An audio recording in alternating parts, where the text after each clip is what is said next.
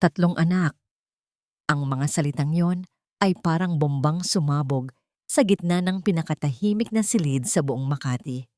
Huminto ang pag-ikot ng mundo ni Anthony Scott, maging ang hangin sa loob ng marangyang opisina ng kanyang abogadong si Attorney Felipe ay tila nanigas. Tatlong anak. Ulit ni Attorney Felipe, ang kanyang boses ay kalmado, ngunit may bigat na parang bato. Isang lalaki at dalawang babae. Triplets. Sila ang mga apo ninyo, Don Ricardo. Ang huling mga salita ay para sa yumaong lolo ni Anthony na ang larawan ay seryosong nakamasid mula sa pader. Na pati imang bagang ni Anthony, ang kanyang mga kamay na kanina lang ay relax na nakapatong sa mamahaling kahoy ng mesa ay automatikong kumuyom. Isang biro. Ito ay isang masamang biro. Ano ang kalokohan to, Felipe? Ang boses ni Anthony ay mababa at puno ng panganib, sapat na para manginig ang sino mang empleyado niya. Ngunit si Attorney Felipe, na nagsilbi sa pamilya Scott sa loob ng 4 na dekada, ay hindi natinag. Walang kalokohan dito, Anthony. Sagot ng abogado habang inaayos ang kanyang salamin. Nasa harap mo ang birth certificate ng mga bata. Leo, Leah at Luke Scott. Ang ina, si Michelle Reyes. Parang kidlat na tumama sa kanya ang pangalan. Michelle, ang dating katulong, ang babaeng umalis ng walang paalam.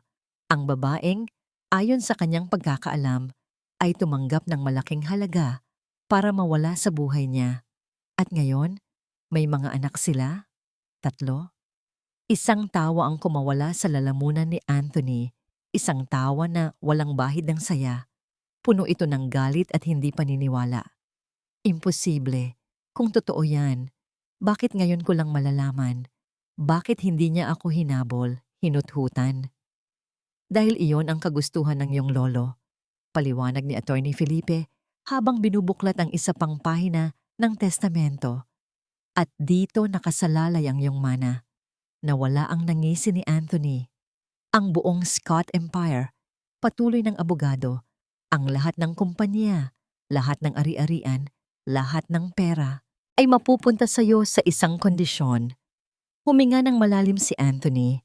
Sanay siya sa mga kondisyon. Buong buhay niya ay tungkol sa pag-abot sa mga target at pagtupad sa mga kasunduan. Ano yon? Tanong niya. Handa sa anumang hamon sa negosyo. Kailangan mong tumira sa Montana. Kumunot ang noo ni Anthony. Montana? Sa Amerika? Anong gagawin ko doon? Sa rancho na pag-aari ng lolo mo, sabi ni Attorney Felipe. Ang rancho kung saan kasalukuyang nakatira si Miss Michelle Reyes at ang 3 mong anak. Parang suntok sa sikmura ang bawat salita. At hindi lang iyon, dagdag ng abogado, na tila naghahanda para sa pinakamabigat na bahagi. Sa loob ng isang buong taon, kailangan mong iwanan ang posisyon mo bilang CEO. Bawal kang makialam sa negosyo at kailangan mong magtrabaho. Sa rancho, bilang isang ordinaryong rancho hand, mag-aalaga ng kabayo, mag-aayos ng bakod, mamumuhay ka tulad ng isang normal na tao. Napatayo si Anthony, ang kanyang silya ay gumawa ng malakas na kalabog. Nagbibiro ka ba? Ako? Magtatrabaho sa isang bukid para sa manang yon? Iyon ang nakasulat, Anthony. Iyon ang huling habilin. At kung hindi ko gagawin? Hamon ni Anthony. Ang kanyang boses ay halos isang sigaw na. Sumandal si Attorney Felipe sa kanyang upuan. At sa unang pagkakataon, nakita ni Anthony ang lungkot sa mga mata ng matandang abogado. Kung hindi mo tutuparin ang kondisyon sa loob ng 1 taon, ang kabuuan ng iyong mana, ang bawat sentimo ng Scott Empire, ay mapupunta sa isang charity foundation. At ikaw, wala kang makukuha. Ang katahimikan na sumunod ay mas nakakabingi kaysa sa sigaw. Siya si Anthony Scott na binuo ang kanyang reputasyon sa pagiging walang awa at laging nananalo, ay natrap. Natrap ng sarili niyang lolo. Wala siyang pagpipilian. Ang biyahe papuntang Montana ay isang malaking dagok sa kanyang ego. Mula sa kanyang pribadong jet, napilitan siyang sumakay sa isang commercial flight. napapaligiran ng mga maiingay na pasahero. Ang mamahaling kotse niya ay napalitan ng isang luma at maalikabok na pickup truck na nirentahan niya sa airport.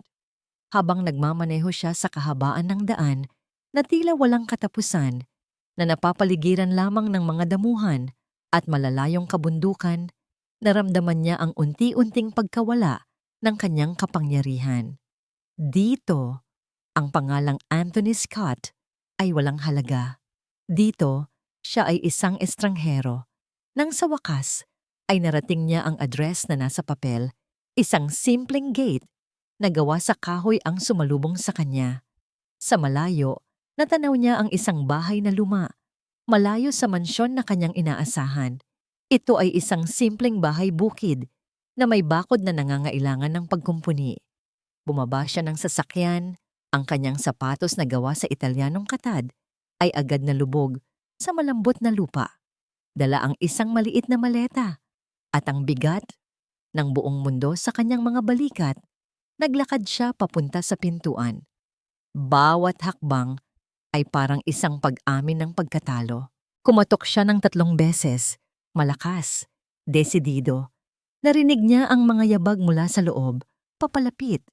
Bumukas ang pinto.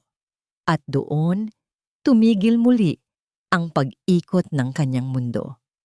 Ang amoy ng kapeng barako at ang mahinang sinag ng araw sa Montana ang unang bumabati kay Michelle tuwing umaga. Ito ang kanyang santuwaryo, ang kanyang kapayapaan. Sa loob ng halos 6 na taon, binuo niya ang isang mundong ligtas para sa kanyang 3 anghel, isang mundong malayo sa anino ng nakaraan. Ngunit ang aninong yon ay may sariling paraan para maghanap ng liwanag. Nang marinig niya ang katok sa pinto, inakala niyang ito ang delivery man para sa mga pagkain ng hayop. Ngunit ang katok ay masyadong malakas, masyadong mapilit, may halong arogansya. Dahan-dahan niyang binuksan ang pinto at sa isang iglap, gumuho ang mundong binuo niya. Nakatayo sa kanyang harapan ang lalaking sumira sa kanya, ang multo ng kanyang nakaraan, si Anthony Scott. Ang kanyang mamahaling damit ay mukhang katawa-tawa sa simpleng bukid. Ang kanyang muka, mas tumanda ng ilang taon, ngunit ganoon pa rin kagwapo, ay nagpabalik ng lahat ng sakit. Ang init sa kanyang mga mata, ang lambot ng kanyang mga labi, ang kasinungalingan sa likod ng mga ito. Anong ginagawa mo rito? Ang boses ni Michelle ay kasing lamig ng yelo. Ang kanyang kamay ay humigpit sa doorknob. Handang isara ito anumang oras. Isang ngisi ang sumilay sa labi ni Anthony. Isang ngisi na dati niyang minahal, ngunit ngayon ay kinasusuklaman niya. Hindi mo man lang ba ako papapasukin, Michelle? Wala kang karapatan dito, mariin niyang sagot. Ang bawat salita ay may diin. Umalis ka na. Sa pagkakaalam ko, pag-aari ng pamilya ko ang lupang kinatatayuan mo, mayabang na sabi ni Anthony. Kaya may karapatan ako. Sasagot pa sana si Michelle nang isang pamilyar na boses ang pumutol sa kanilang pagtatalo. Miss Reyes, nakita niya si Attorney Felipe na lumabas mula sa likod ng pickup truck. Ang presensya ng abogado ay nagdala ng masamang pangitain. Attorney Felipe? Sabi ni Michelle. Ang kanyang boses ay nagbago mula sa galit patungo sa pag-aalala. Anong nangyayari? Matiyagang ipinaliwanag ng abogado ang sitwasyon, ang testamento, ang kondisyon, ang 1 taon. Habang nagsasalita si Attorney Felipe, naramdaman ni Michelle na nauubusan siya ng hangin. Ang pader na binuo niya sa paligid ng kanyang puso at ng kanyang pamilya ay unti-unting binabakbak. Wala siyang magawa. Nakatali ang kanyang mga kamay sa isang legal na dokumento. Hindi! Mahinang sabi ni Michelle. Nanginginig ang kanyang ulo. Hindi niyo siya pwedeng iwan dito. Iyon ang batas, Hija. Malungkot na sabi ni Attorney Felipe. Pasensya na. Nang makaalis ang abogado, naiwan silang dalawa ni Anthony sa isang nakakabinging katahimikan. Tumingin si Anthony sa paligid, sa simpleng bahay, sa malawak na lupain na parabang sinusukat ang halaga ng lahat. Ngunit tumingin si Michelle sa kanya, hindi bilang isang bilyonaryo, kundi bilang isang banta. Sige, sabi niya. Ang kanyang boses ay matigas na parang bakal. Nakuha niya muli ang kanyang tindig. Kung hindi niya ito kayang paalisin, sisiguraduhin niyang si Anthony mismo ang kusang aalis. May mga patakaran dito. Ang kwarto mo ay nasa lumang cabin sa likod. Walang aircon, walang mamahaling kama. At bukas na bukas, sisimulan mo ang trabaho. Itinaas ni Anthony ang isang kilay. Trabaho? Oo, sabi ni Michelle habang nagsisimulang maglista.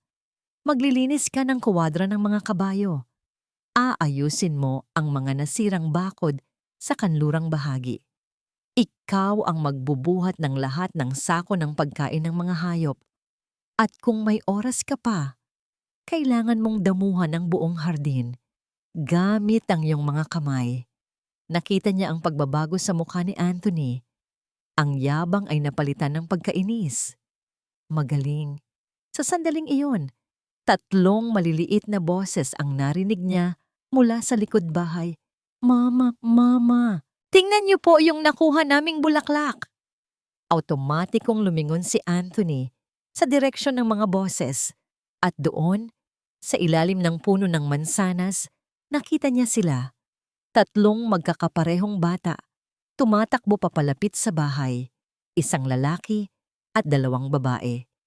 Ang kanilang buhok ay kasing itim ng sa kanya. Ang kanilang mga mata. Nakita ni Michelle ang pagtigil ni Anthony, ang pagkunot ng kanyang noo, ang isang emosyon sa kanyang mga mata na hindi niya mabasa. Mabilis na humarang si Michelle sa pintuan, tinatakpan ng tanawin. Ang kanyang katawan ay naging isang pader, isang ina na poprotekta sa kanyang mga anak. Huwag mo silang titingnan. Utos niya. Ang boses ay naging isang babala. Tumingin si Anthony mula sa mga bata pabalik sa kanya. Ang kanyang mukha ay seryoso na ngayon. Tinanggap niya ang mga kondisyon. Tinanggap niya ang hamon. Ngunit alam ni Michelle na sa isip nito, isa lang itong laro. Isang negosyo na kailangan niyang tapusin. Pumasok si Michelle sa loob ng bahay at sinimulan itong isara. Ngunit bago niya ito maisarang tuluyan, huminto siya at muling hinarap si Anthony. Ang kanyang mga mata ay puno ng lahat ng sakit at galit na kinimkim niya sa loob ng maraming taon. Maari kang manatili dito, sabi niya. Ang boses ay mahina, ngunit matalim. Pero huwag na huwag kang aasa ng kapatawaran o pagkilala mula sa akin. Para sa mga anak ko, isa ka lang estranghero. At pagkatapos ay isinara niya ang pinto, kasabay ng malakas na kalabog na umalingaw-ngaw sa buong rancho. Kinabukasan, ginising si Anthony nang huni ng mga ibon at sikat ng araw na tumatagos sa maruming bintana ng kanyang cabin. Hindi ito ang malumanay na tunog ng kanyang alarm clock o ang automated na pagbukas ng kanyang mga kurtina sa penthouse. Magulo ang kanyang buhok, masakit ang kanyang likod dahil sa lumang kutsyon, at ang unang pumasok sa kanyang isip ay ang salitang, impyerno. Paglabas niya, suot ang isang mamahaling polo shirt at designer jeans na sa tingin niya ay casual. Nadatnan niya si Michelle na nagkakape sa beranda. Tiningnan siya nito mula ulo hanggang paa. Isang maliit na ngisi ng pang-iinsulto ang sumilay sa kanyang mga labi. Handa ka na, sir? Tanong nito. Ang paggamit ng sir ay hindi dahil sa paggalang, kundi sa purong panunuya. Inabot ni Michelle sa kanya ang isang pares ng makakapal na guwantes na halatang lumana, isang martilyo at isang supot ng pako. Ang mga bakod sa kanluran. Magsimula ka na. Hindi na siya hinintay ni Anthony na umalis. Mayabang siyang naglakad patungo sa direksyon na itinuro nito. Pag-ayos ng bakod, gaano kahirap yon?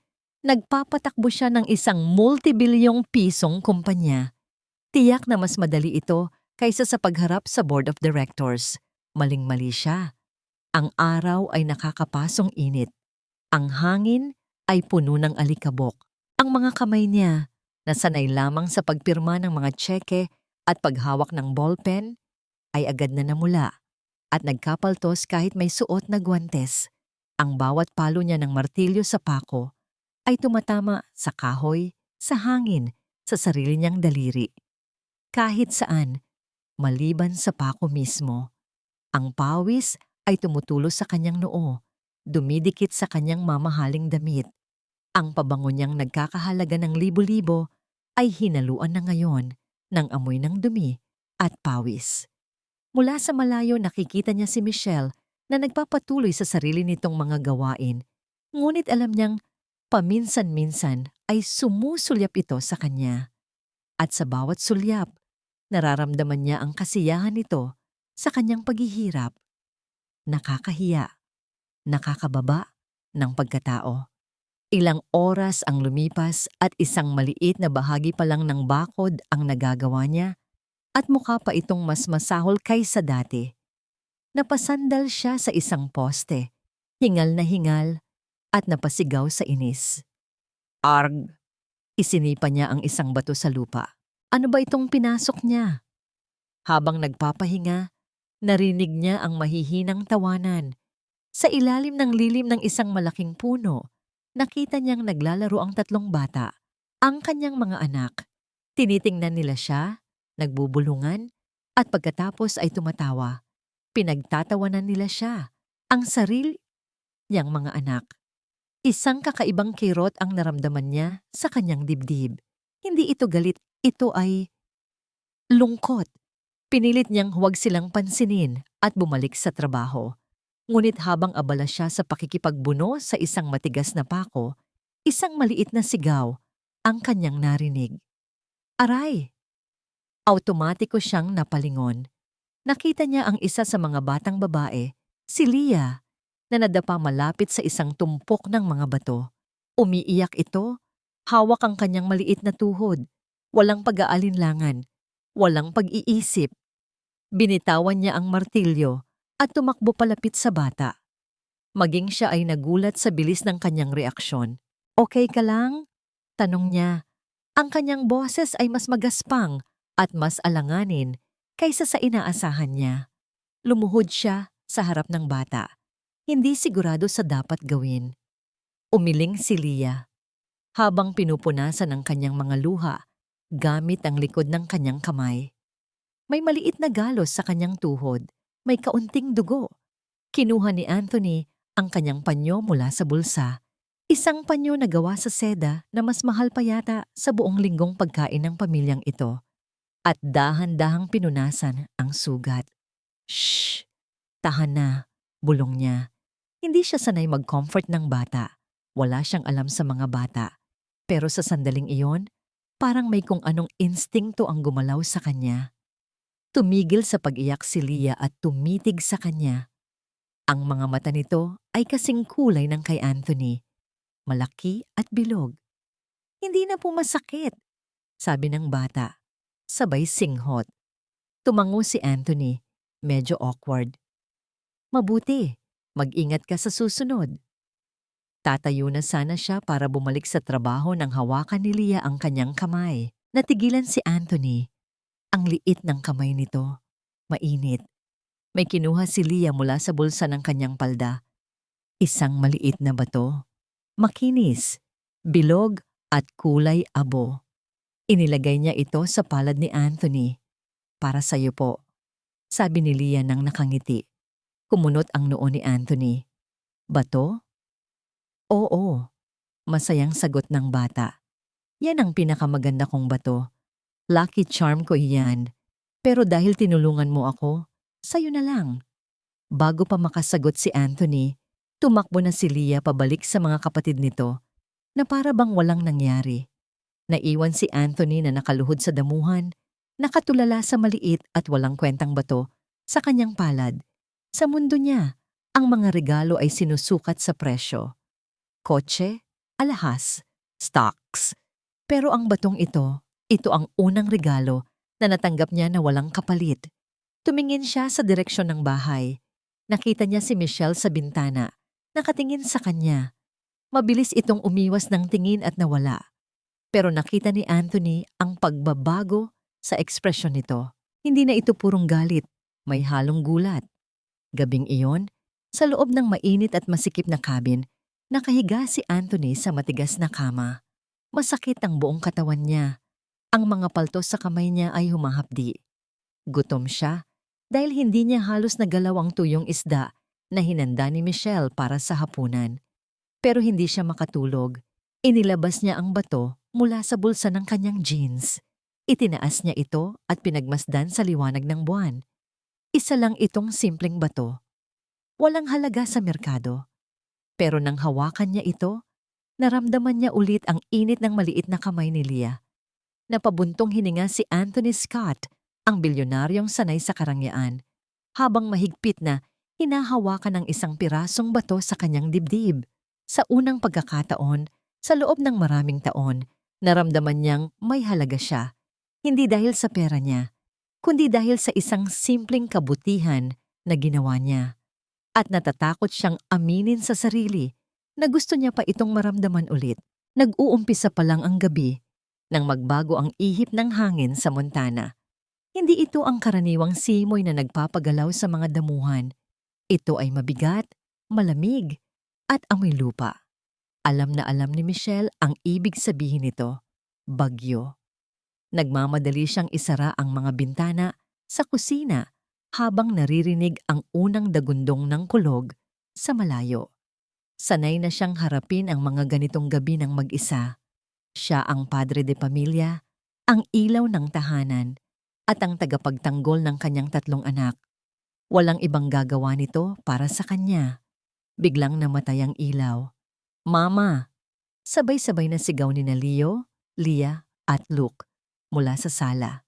Agad na kinapa ni Michelle ang flashlight na lagi niyang inilalagay sa ibabaw ng ref. "Huwag kayong matakot, nandito si Mama." Sigaw niya pabalik. Bagaman nararamdaman niya ang bilis ng tibok ng sarili niyang puso. Naging itim ang buong paligid. Tanging ang paminsan-minsang pagguhit ng kidlat ang nagbibigay ng liwanag. Ang hangin sa labas ay humahampas sa dingding ng lumang bahay na parang galit na hayop. Isang malakas na blag ang narinig niya mula sa may hagdanan. Ang lumang bintana sa pasilyo. Bumigay ang lock dahil sa lakas ng hangin at ngayon ay paulit-ulit itong humahampas sa hamba. Kung hindi ito maisasara, papasok ang ulan at baka mabasag ang salamin. Tumakbo si Michelle papunta doon, dala ang flashlight. Sinubukan niyang hilahin ang bintana pasara, pero masyado itong mabigat at malakas ang puwersa ng hangin. Basa na ang kanyang braso at mukha dahil sa ulan. "Kaya ko to," bulong niya sa sarili, habang pilit na hinihila ang seradura. "Kaya ko to." Pero dumulas ang kanyang kamay. Bumukas ulit ang bintana ng malakas at muntik na siyang tamaan sa mukha. Biglang may isang pares ng braso ang dumaan sa gilid niya. Malalakas na braso. "Umatras ka!" Utos ng isang pamilyar na boses. Si Anthony. Basang-basa ito, halatang tumakbo mula sa cabin papunta sa main house nang mawalan ng kuryente. Hindi siya gumamit ng puwersa para labanan ng hangin.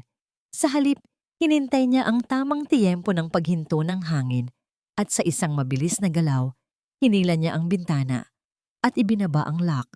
Katahimikan. Tanging ang patak ng ulan sa bubong na lang ang naririnig. Hingal na hingal si Michelle, nakatitig sa likod ng lalaking kinasusuklaman niya.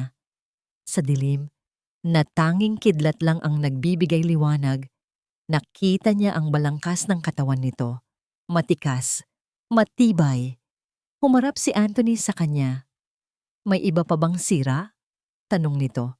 Seryoso at walang halong yabang. Umiling lang si Michelle, hindi makapagsalita. Sa unang pagkakataon sa loob ng maraming taon, hindi niya kinailangang gawin ang lahat mag-isa at kinaiinisan niya ang sarili niya dahil gumaan ang pakiramdam niya. "Ang mga bata," sabi na lang niya at naglakad pabalik sa sala. Nakaupo ang triplet sa sofa, balot na balot ng kumot at nanginginig sa takot.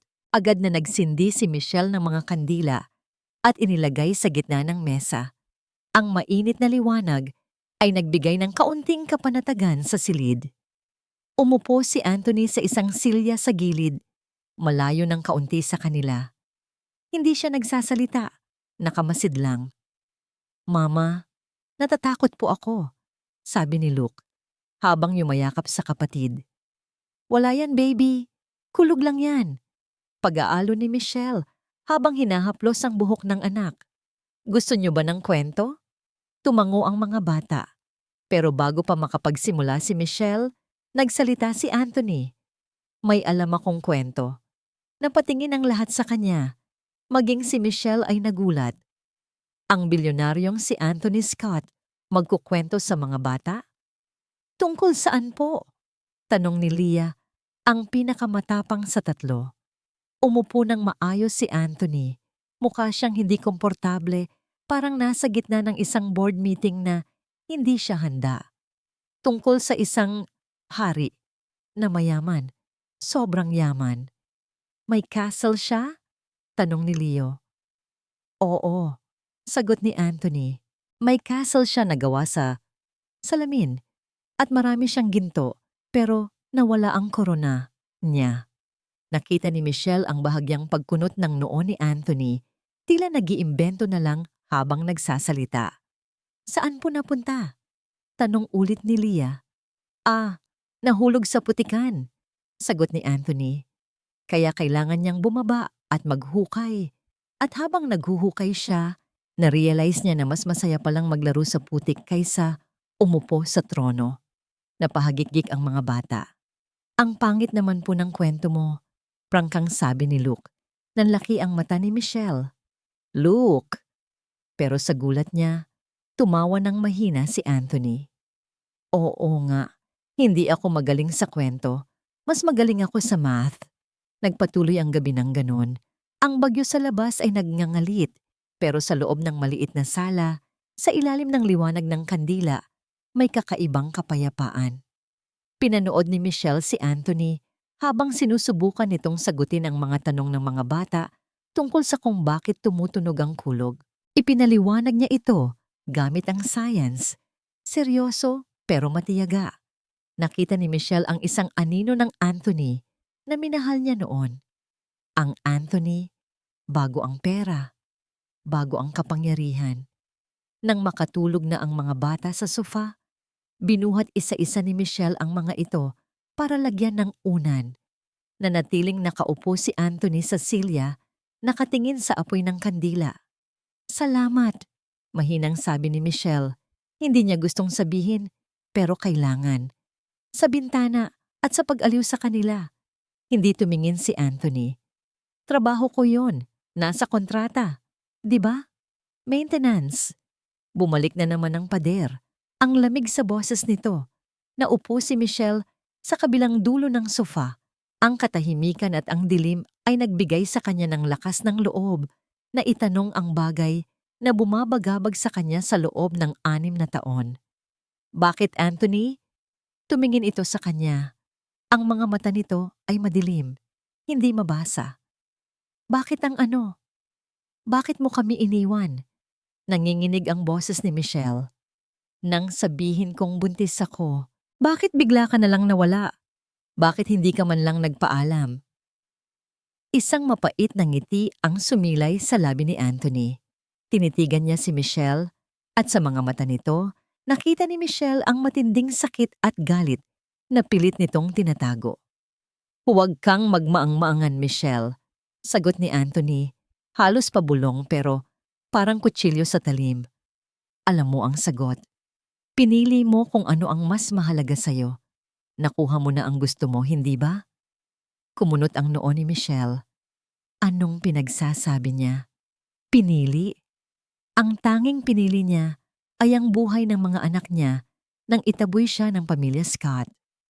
"Hindi kita maintindihan," sabi ni Michelle. "Wala akong kinuha sa'yo." Tumayo si Anthony. Tila hindi na kayang tagalan ang usapan. "Matulog ka na. Titigil na ang ulan bukas." Naglakad ito papunta sa kabilang sofa at humiga. Tumalikod sa kanya. Gusto pa sanang sumbatan ni Michelle si Anthony.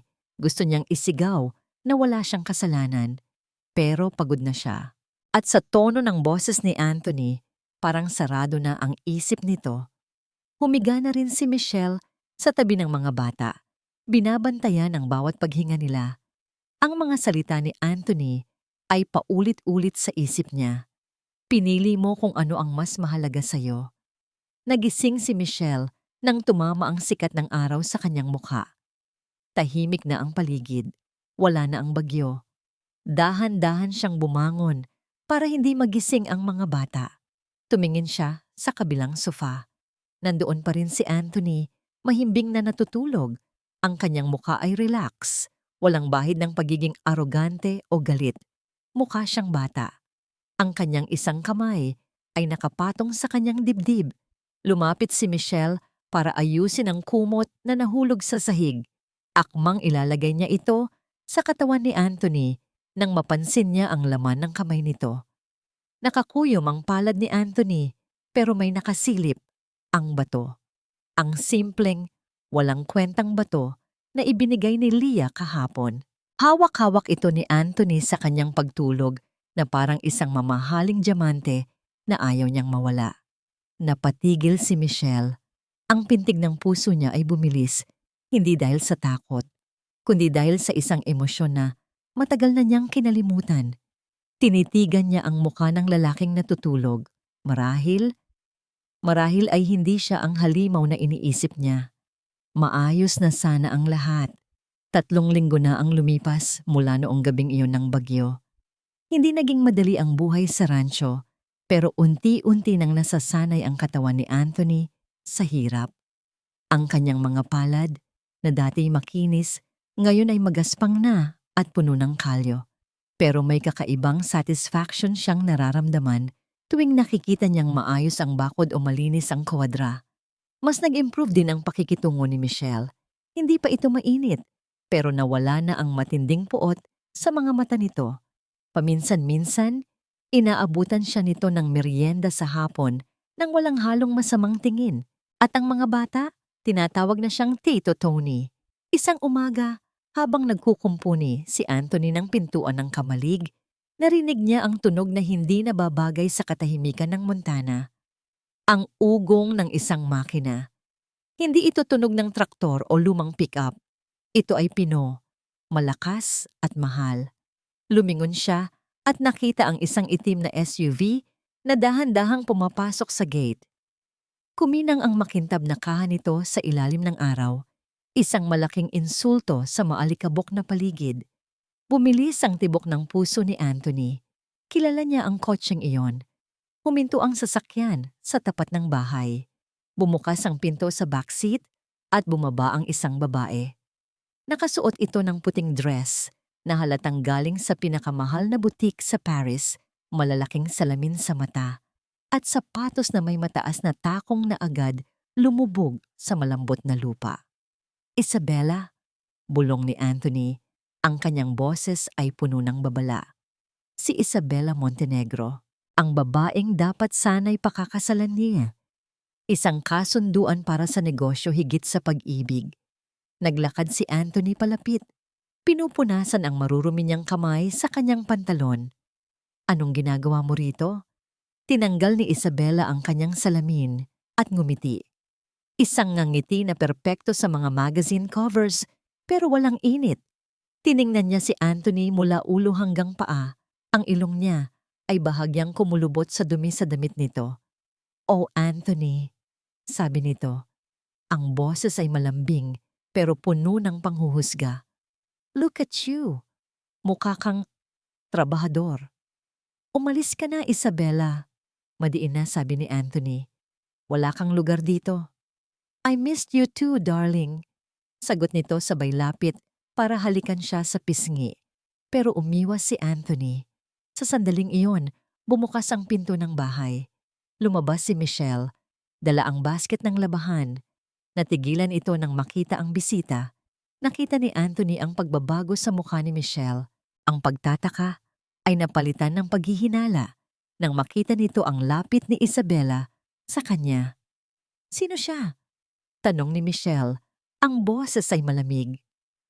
Bago pa makasagot si Anthony, Humarap na si Isabela kay Michelle.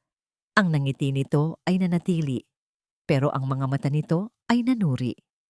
Ikaw siguro ang caretaker o ang ina ng mga bata? Naglakad si Isabela palapit kay Michelle. Iniabot ang kamay na punong-puno ng singsing. I'm Isabela Montenegro, Anthony's fiancé. Parang sinampal si Michelle. Nanlaki ang mga mata nito at napatingin kay Anthony. Ang tingin na iyon, ang tingin ng pagtataksil, ay tumagos sa dibdib ni Anthony. Fiancé? Ulit ni Michelle. Ex-fiancé. Mabilis na pagtatama ni Anthony. Lumapit siya sa dalawa, pilit na humaharang sa pagitan nila. Tapos na tayo, Isabela. Matagal na. Tumawa ng mahina si Isabela, isang tawang nakakairita. Oh, honey, huwag tayong mag-away sa harap ng ibang tao. Alam kong nagkakalabuan tayo, pero nandito ako para ayusin yon. At para suportahan ka habang tinatapos mo ang parusa mo. Lumingon si Isabela kay Michelle at nagpatuloy. Alam ko ang tungkol sa testamento. Napakabait ni Anthony, di ba? Gagawin niya ang lahat, kahit magkunwaring mahirap, para lang makuha ang kumpanya. That's dedication. Ang bawat salita ay lason. At nakikita ni Anthony kung paano ito tumatalab kay Michelle. Nakita niya ang muling pagtaas ng pader ni Michelle. Mas mataas, mas makapal, at mas malamig kaysa dati. Ang konting tiwala na naipon niya sa nakalipas na mga linggo ay gumuho sa isang iglap. Michelle, hindi totoo yan. Desperadong sabi ni Anthony. Hindi ako nandito para lang sa pera. Iba na ang sitwasyon ngayon. Hindi sumagot si Michelle. Tumingin lang ito sa kanya at pagkatapos ay kay Isabela. Ang ekspresyon nito ay blanco, parang bato. Hindi ko kailangang malaman ang tungkol sa relasyon nyo, sabi ni Michelle nang walang emosyon. Basta huwag nyo lang guguluhin ang mga anak ko. Tumalikod si Michelle at pumasok sa bahay. Padabog na isinara ang pinto. Naiwan si Anthony na nakatayo sa labas. Ang kanyang mga kamay ay nakakuyom sa galit. Humarap siya kay Isabela na ngayon ay mukhang nasisiyahan sa nangyari. Bakit mo ginagawa to? Asik ni Anthony. Nagkibit balikat lang si Isabela. Dahil ayokong makita kang sinasayang ang buhay mo sa lugar na to, Anthony. At sa babaeng yan, please, she's nobody. Umalis ka na, utos ni Anthony. Ang boses ay nanginginig sa galit ngayon na. Aalis ako, sabi ni Isabela habang sinusuot muli ang kanyang salamin. Magche-check-in ako sa hotel sa bayan. Pero babalik ako, Anthony. Hindi ako papayag na mawala sa iyo ang lahat dahil lang sa isang pagkakamali sa nakaraan. Sumakay ito sa kotse at umalis. Iniiwan si Anthony sa alikabok. Gusto niyang habulin si Michelle. Gusto niyang magpaliwanag. Pero alam niyang hindi ito makikinig. Hindi ngayon. Kinagabihan, habang nakaupo si Anthony sa beranda ng kanyang cabin, nakita niyang lumabas si Michelle para magtapon ng basura. Hindi siya nito tinapunan ng tingin. Pero bago pumasok si Michelle, may dinukot ito sa bulsa ng kanyang apron. Isang maliit na papel. Ang business card ni Isabela.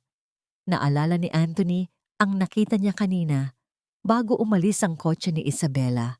Nakita niyang saglit na lumapit si Isabela kay Michelle sa may bintana at may inabot. Binasa ni Michelle ang card sa ilalim ng ilaw ng poste. Pagkatapos ay tumingin sa direksyon ni Anthony. Sa dilim, hindi niya makita ang ekspresyon nito. Pero naramdaman niya ang lamig. Hindi tinapon ni Michelle ang card. Ibinulsa niya ito ulit at pumasok sa loob. Napahawak si Anthony sa kanyang ulo. Alam niyang nagsisimula pa lang ang gulo. Ang ahas ay nakapasok na sa hardin at handa itong manuklaw anumang oras. Mabigat ang hangin sa rancho nitong mga nakaraang araw. Mula nang umalis si Isabela, naging multo na lang si Anthony sa paningin ni Michelle. Hindi siya nito kinakausap, hindi siya nito tinitingnan. Kahit ang mga bata, na dati ay masaya siyang binabati ng Tito Tony, ay tila pinagbawalan ng lumapit sa kanya. Kapag nakikita siya ni Leah, Yumuko lang ito at tumatakbo palayo. Masakit. Higit na masakit kaysa sa inaasahan niya. Pero wala siyang oras para mag-imo. Kailangan niyang tapusin ang taong ito, makuha ang mana, at bumalik sa buhay na alam niya. Iyon ang plano. Nang makita niya ang pamilyar na kotse ni Attorney Felipe na pumasok sa gate, akala ni Anthony ay routine check-up lang ito. Marahil ay para siguraduhin na nagtatrabaho siya. Sinalubong niya ang abogado sa labas ng kanyang cabin. Pero iba ang ekspresyon ng matanda ngayon. Hindi ito nakangiti. Seryoso ito. At may dalang isang itim na folder na parang may laman na hatol ng kamatayan. Sa loob tayo mag-usap, Anthony, sabi ni Attorney Felipe. Pagpasok nila sa maliit at maalikabok na cabin, hindi na nagpaligoy-ligoy pa ang abogado. Inilapag nito ang folder sa maliit na mesa. May problema? Panimula nito. Anong problema? Tanong ni Anthony habang kumukuha ng tubig. Ginagawa ko naman ang lahat, di ba? Nagpapakahirap ako dito. Tinitiis ko ang init, ang dumi, ang pakikitungo nila. Hindi sapat ang pagtitiis, Anthony, sagot ni Atty. Felipe. Binuksan niya ang folder at inilabas ang isang dokumento na hindi pa nakikita ni Anthony noon. Ito ang ikalawang bahagi ng testamento, ang character clause. Kumunot ang noo ni Anthony. Character clause, ano na naman yan? Ayon sa lolo mo, hindi sapat na manatili ka lang dito ng pisikal. Ang totoong pagsubok ay kung may magbabago sa pagkatao mo. Itinuro ng abogado ang isang linya sa dulo ng papel. Bago matapos ang taon, kailangan mong makuha ang pirma ni Michelle Reyes sa dokumentong ito. Binasa ni Anthony ang papel, Certificate of Worthiness. Isang kasulatan na nagpapatunay na si Anthony Scott ay nagbago na, naging responsable, at karapat-dapat na maging ama at tagapagmana. Natawa si Anthony. Isang tawa ng kawalan ng pag-asa. Nagbibiro ka ba sa asik niya? Si Michelle, ang babaeng galit na galit sa akin, ang babaeng kakasabi lang sa akin na isa akong estranghero. Kailangan ko ang approval niya? Oo, simpleng sagot ng abogado. Kung walang pirma ni Michelle sa ika-365 na araw, mawawala ang lahat. Ang kumpanya, ang mga ari-arian, ang pera. Lahat yan ay idodonate sa charity. Baliw na ang lolo, sigaw ni Anthony, sabay hampas sa mesa. Bakit niya ibibigay ang kapangyarihan sa babaeng yon? Galit siya sa akin, Felipe, lalo na ngayon dahil sa gulo na ginawa ni Isabela. Kung gayon, kailangan mong ayusin, kalmadong sabi ni Attorney Felipe habang inaayos ang kanyang salamin. Kailangan mong patunayan sa kanya na mali ang iniisip niya sa'yo. Hindi mo ito makukuha sa pamamagitan ng pera o pananakot, Anthony. Makukuha mo lang ito sa pamamagitan ng pagpapakumbaba. Pagkaalis ng abogado, naiwan si Anthony na nakatulala sa dokumento. Pagpapakumbaba. Wala sa bokabularyo niya yon. Ang nararamdaman niya ngayon ay takot. Purong takot. Buong buhay niya. Kontrolado niya ang lahat. Kayang bilhin ng pera niya ang sinuman. Pero ngayon, ang kinabukasan niya ay nakasalalay sa kamay ng isang babaeng may matinding dahilan para wasakin siya. Paano kung hindi pumirma si Michelle? Paano kung gamitin nito ang pagkakataon para maghiganti? Hindi. Hindi siya papayag na mawala ang pinaghirapan ng pamilya Scott. Kung hindi niya makuha ang pirma sa mabuting usapan, kukunin niya ito sa paraang alam niya. Ang paraan ng isang CEO. Leverage. Kailangan niya ng alas. Lahat ng tao ay may tinatago. Lahat ng tao ay may presyo o may kahinaan. Kailangan lang niyang malaman kung ano ang kay Michelle.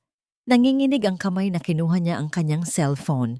Matagal bago siya nakakuha ng signal sa sulok ng cabin. Tinawagan niya ang kanyang private investigator at trusted assistant sa Manila. Sir Anthony? Gulat na sagot ng nasa kabilang linya. Buti na patawag kayo. Kamusta dyan? Huwag mo akong tanungin kung kamusta ako. Madiin na bulong ni Anthony habang sumisilip sa bintana.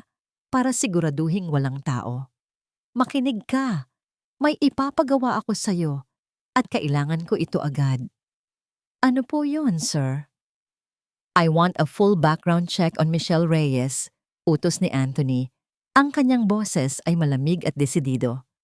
Lahat. Mula sa pagkabata niya, mga utang, mga dating kaibigan, mga iskandalo, hanapin mo ang pinakamadilim niyang sikreto. Hanapin mo ang weak spot niya. Pero sir, nag-alinlangan ang nasa kabilang linya. Para saan po? Akala ko ba? Gawin mo na lang, bulyaw ni Anthony.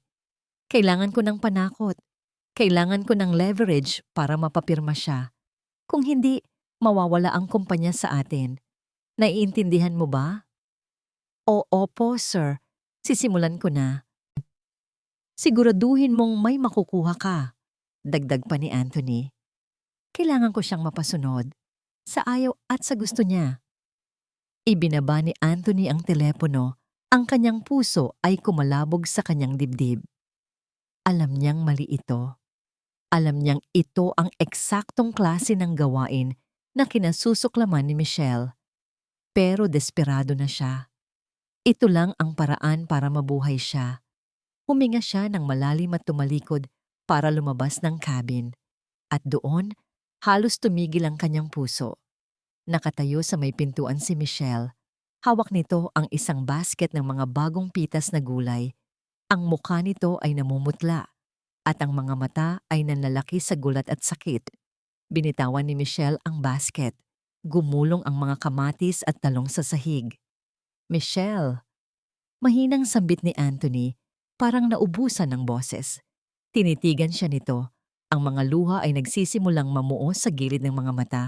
Ang boses nito ay nanginginig sa galit ng magtanong. Sino? Sino ang ipapaimbestiga mo? Ang tunog ng mga kamatis na gumugulong sa sahig ay parang dagundong sa tenga ni Michelle. Pero mas malakas ang dagundong ng kanyang puso na nabibiyak sa milyong piraso. Leverage, panakot, mapasunod. Ang mga salitang iyon na nanggaling mismo sa bibig ni Anthony ay parang mga balaraw na tumarak sa kanyang dibdib. Ilang sandali lang ang nakalipas, naglalakad siya papunta rito na may dalang merienda. Iniisip na baka lang, nagkamali siya ng hinala, na baka totoo ang mga ngiti ni Anthony noong nakaraang linggo, na baka totoo ang pag-aalaga nito sa sugat ni Leah. Katangahan. Isang malaking katangahan. Michelle, wait. Let me explain. Nauutal na sabi ni Anthony. Humakbang ito palapit na parang gustong hawakan siya.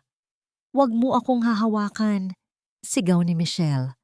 Ang boses niya ay basag, puno ng sakit at puot. Napaatras si Anthony, gulat sa lakas ng reaksyon niya. Narinig ko ang lahat, Anthony. Nanginginig niyang sabi, habang ang mga luha ay nagsisimula ng umagos sa kanyang pisngi.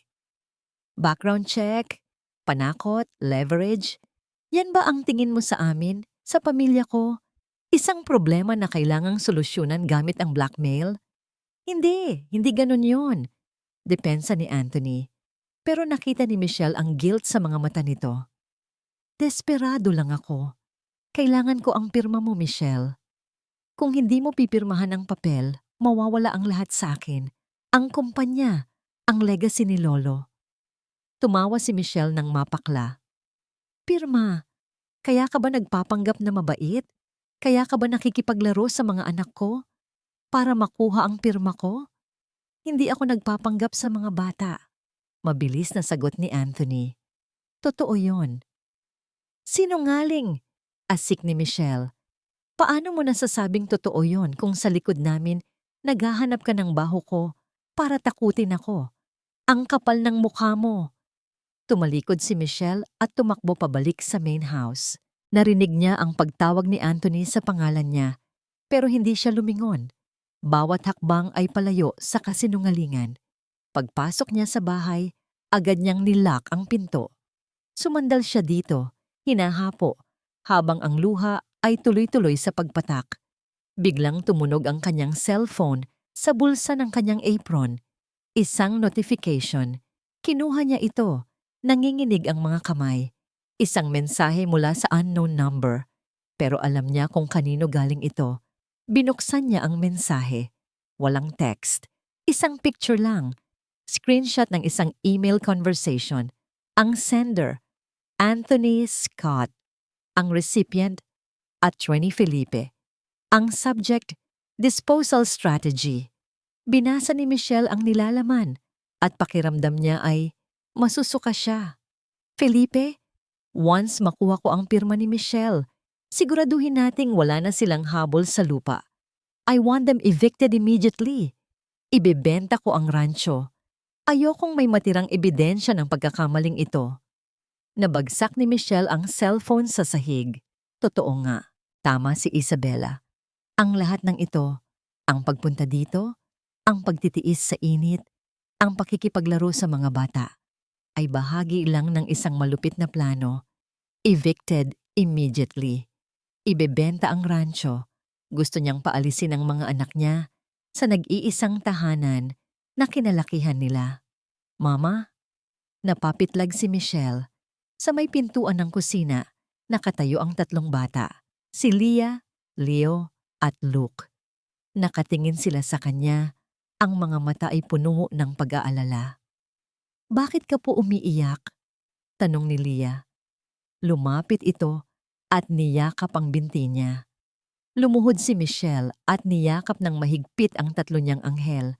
Ang bango nila, ang init nila. Ito ang totoo.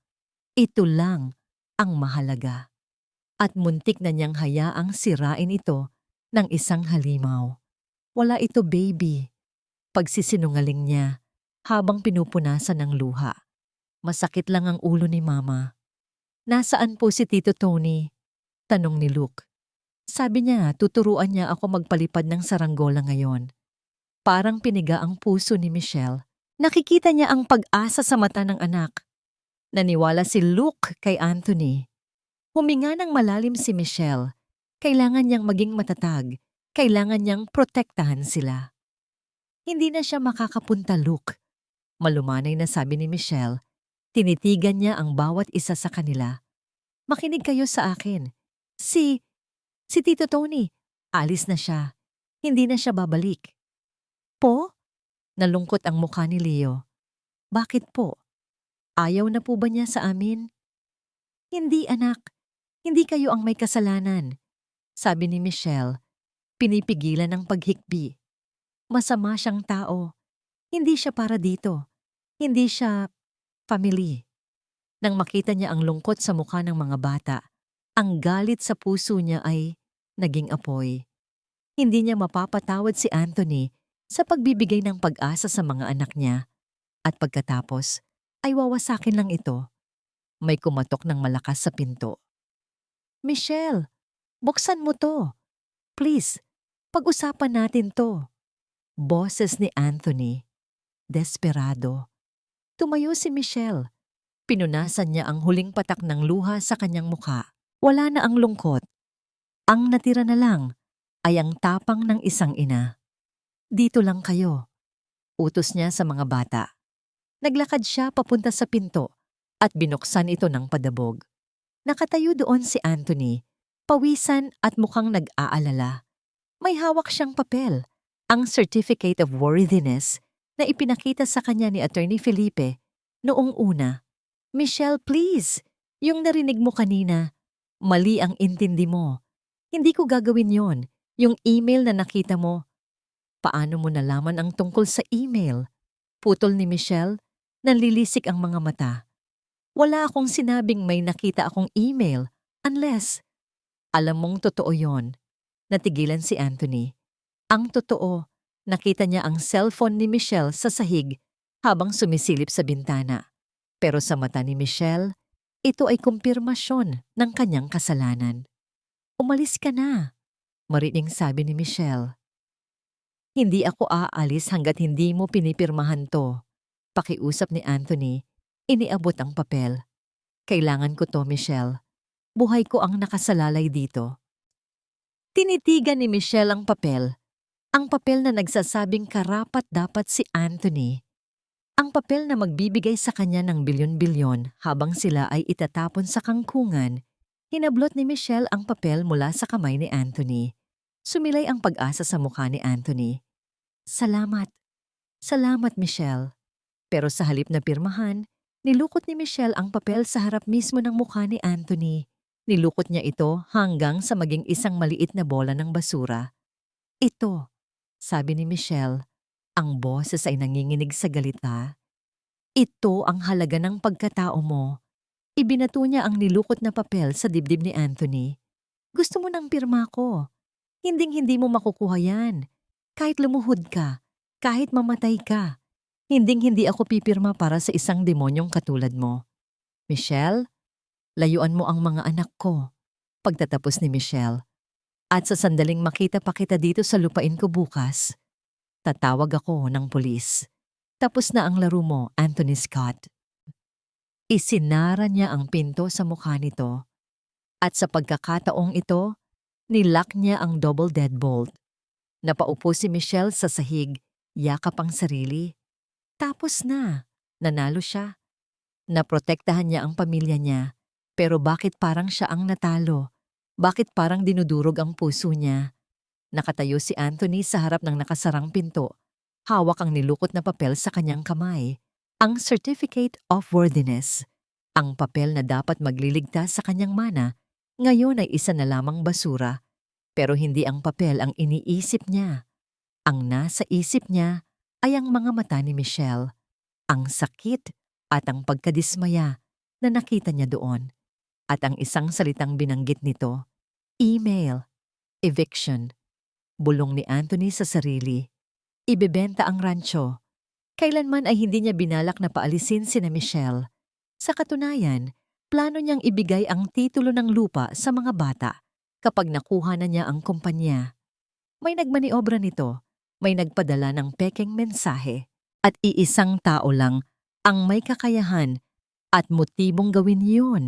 Isang matinding galit ang sumiklab sa dibdib ni Anthony. Galit na hindi para sa nawawalang mana, kundi para sa kasinungalingang sumisira sa pamilyang nagsisimula pa lang niyang makilala. Tumakbo siya pabalik sa cabin. Hindi siya naglakad. Tumakbo siya na parang hinahabol ng demonyo. Pagpasok niya, agad niyang binuksan ang kanyang laptop. Ito ang mundo niya. Sa loob ng maraming taon, data at impormasyon ang kanyang sandata. Kung akala ni Isabela na kaya siya nitong paikutin gamit ang isang peking screenshot, nagkakamali ito. Nag-login siya sa server ng kumpanya. Ginamit niya ang kanyang override codes. Hinanap niya ang digital footprint ng email na sinasabi ni Michelle. Wala pang 5 minuto, nahanap niya ito. Isang email na ipinadala gamit ang isang spoofed address na mukhang galing sa kanya. Tinrace niya ang IP address. Hotel Montana Grand Suites. Room 305, ang kwarto kung saan naka-check-in si Isabela. Got you. Madiing bulong ni Anthony. Nakakuyom ang kanyang kamao. Hawak na niya ang ebidensya. Pero alam niyang hindi sapat ang digital proof para mapawi ang sakit sa puso ni Michelle. Kailangan niya ng higit pa. Habang naghahalongkat siya sa lumang mesa para maghanap ng flash drive, nasagi ng siko niya ang isang lampshade. Bumagsak ito at tumama sa dingding na gawa sa kahoy. Tok! Tok! May kakaibang tunog ang dingding. Parang may guwang sa loob. Kumunot ang noo ni Anthony. Nilapitan niya ang dingding at kinatok ulit. Tok! Tok! May tinatago ang pader na ito. Gamit ang dulo ng martilyo, dahan-dahan niyang sinungkit ang isang tabla. Natanggal ito. At sa likod nito ay isang maliit na secret compartment. Sa loob, may isang lumang metal na kahon. Kalawangin na ito at maalikabok. Kinuha ito ni Anthony. Wala itong kandado. Binuksan niya ang takip at ang amoy ng lumang papel ang sumalubong sa kanya. Sa loob ay may isang itim na kwaderno at isang makapal na sobre. Ang sobre ay may nakasulat na pangalan. Anthony. Sulit kamay ni Lolo Ricardo. Nangangatog ang mga kamay na binuksan ni Anthony ang sobre. Isang sulat. Sa aking apo, kung binabasa mo ito, ibig sabihin ay nasa pinakamababang punto ka na. ng iyong buhay. O marahil, nasa punto ka na kung saan handa ka nang malaman ang totoo. Binasa ni Anthony ang sulat. Bawat salita ay parang suntok sa kanyang sikmura. Isinalalaysay ng kanyang lolo ang nangyari 6 na taon na ang nakakaraan. Na hindi si Michelle ang humingi ng pera. Si Isabella ang lumapit kay Michelle. Binayaran ni Isabella si Michelle para ipalaglag ang mga bata at lumayo. Napahawak si Anthony sa kanyang bibig. Pero tinanggihan ni Michelle ang pera, Anthony. Sulat ng lolo niya. Ni isang sentimo, wala siyang kinuha. Umalis siya hindi dahil sa pera, kundi dahil tinakot siya ni Isabella na sisirain nito ang pangalan mo at ang kinabukasan ng kumpanya kung mananatili siya. Tumulo ang luha ni Anthony sa papel. Sinundan ko siya. Patuloy ng sulat. Ako ang bumili ng ransyong ito para sa kanya nang hindi niya alam na galing sa akin. Gusto kong protektahan ang mga apo ko at higit sa lahat, gusto kong bigyan ka ng pagkakataon na mahanap sila kapag handa ka na maging tao at hindi lang isang CEO. Ang huling linya ang dumurog sa kanya ng tuluyan. Hindi ko kinuha ang mana sa iyo para parusahan ka. Kinuha ko ito para mapilitan kang hanapin ang tanging yaman na hindi kayang nakawin ng sinuman, ang pamilya. Napaluhod si Anthony sa sahig, hawak ang sulat at ang diary ng kanyang lolo. Umiyak siya. Umiyak siya ng walang pigil, tulad ng isang batang nawawala. Sa loob ng 6 na taon, namuhay siya sa galit. Inisip niyang isa siyang biktima ng isang gold digger. Pero ang totoo, siya ang naging bulag. Si Michelle ang nagsakripisyo ng lahat para protektahan siya, habang si Isabella, ang babaeng pinapasok niya sa buhay niya, ang tunay na ahas. Pinunasan ni Anthony ang kanyang mga luha. Tapos na ang pag-iyak, tumayo siya. Ang sakit sa kanyang dibdib ay napalitan ng determinasyon. Isang apoy na hindi kayang patayin ng kahit anong bagyo. Kinuha niya ang laptop, kinuha niya ang sulat at ang diary. Wala siyang pakialam kung anong oras na, wala siyang pakialam kung galit si Michelle. Kailangan niyang itama ang lahat. Ngayon din, lumabas siya ng cabin at tumakbo patungo sa main house. Ang buwan ay nagtatago sa likod ng mga ulap, pero malinaw ang daan para kay Anthony. Nang malapit na siya sa bahay, napahinto siya. May nakaparadang sasakyan sa tapat. Ang itim na SUV, bumilis ang tibok ng puso ni Anthony. Bumalik si Isabella. Nakita niya ang anino ng 2 tao sa bintana ng sala. Nakita niya ang agresibong kumpas ng kamay ng isa. Hindi siya nag-aksaya ng panahon. Tumakbo siya papunta sa pinto. Hindi na siya kumatok. Hindi na siya humingi ng permiso. Bumukas ang pinto sa lakas ng kanyang tulak. Isabella! Sigaw ni Anthony. Sa loob ng sala, nakita niya si Michelle. Nakaupo sa sofa. Umiiyak at yakap ang 3 bata. Nagising na at takot na takot. Sa harap nila, nakatayo si Isabella. Hawak ang isang folder ng mga dokumento at isang recorder. Nakangiti ito ng matagumpay. Lumingon si Isabella kay Anthony, hindi man lang nagulat. "Oh, nandito ka na pala, darling."